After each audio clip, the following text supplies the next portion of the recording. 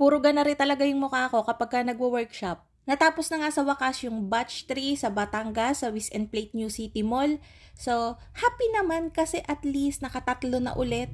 Pero siguro sa mga susunod na workshop ay dito na sa akin sa Lucena, sa studio ko, kasi napapagod ako magbiyahe kaysa mag-workshop. Sa sandamakmak na increase po na nag-PM sa akin, magpo-post po ako ng schedule. Medyo siguro mga next week na kasi mabibisi ako pa rin this week. So, yun. Intayin nyo na lang po. Pasensya na po talaga hindi ko masagot lahat. So, ito na nga ang i-expect nyo kapag ka may workshop tayo.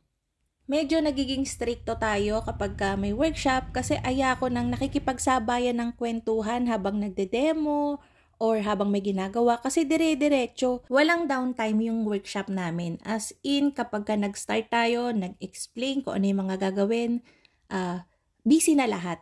So, kapag ka may nagkukwentuhan or may maingay, naapektuhan din yung ibang estudyante na nakikinig. Ang unang-una kong sinasabi kapag ka may workshop, since paid to, pinapahalagahan ko yung binayad nila, so sana sulitin nila. Gusto ko pagka uwi nila, matandaan lahat nila ng dapat matandaan and magawa nila sa bahay nila ng eksakto. Alam niyo kung bakit? Kasi minsan may mga estudyante na nagsasabi na ipinangutang pa nila yung enroll nila. May iba naman na sobrang yayaman, so okay lang. Pero pantay-pantay lang yung tingin ko. Madalas, kada workshop namin, merong may edad na, pero nakikipagsabayan na gusto talagang matuto. Madalas may mag-asawa.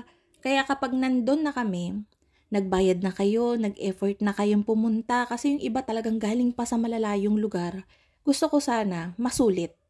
Sinabi ko nga before na ang breads ay yung pagmumolde, yung paggagawa, pinapractice yan, hindi porket nag-workshop ka, pag uwi mo sa bahay, automatic, ang galing mo na. Hindi. Lalo sa mga baguhan pa lang talaga, yung first time pa lang, marami kang question, magdadalawang isip ka na kapag nandun ka na mismo sa inyo and ikaw na mismo yung gumagawa. Alam ko yun eh.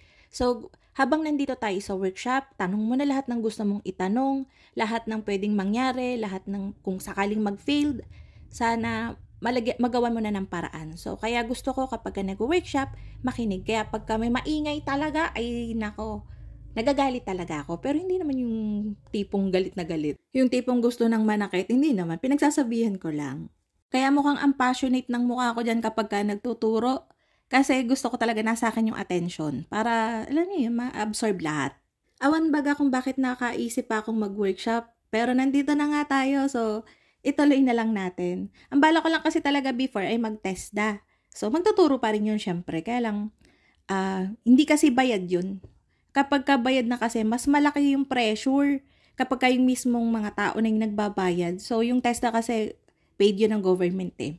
So, yun, parang mas mataas yung pressure para sa akin na maging worth it yung ibabayad nila dun sa magagawa. So, marami talaga kaming line up. Hanggat may oras, isinisingit talaga namin yung pwedeng gawin. Kaya yun, pagod talaga. Pero again, makikita nyo sa mga pictures na mga demo na kahit mukha na kami mga pawisan, mga alalagkit na namin, mga nakangiti talaga lahat.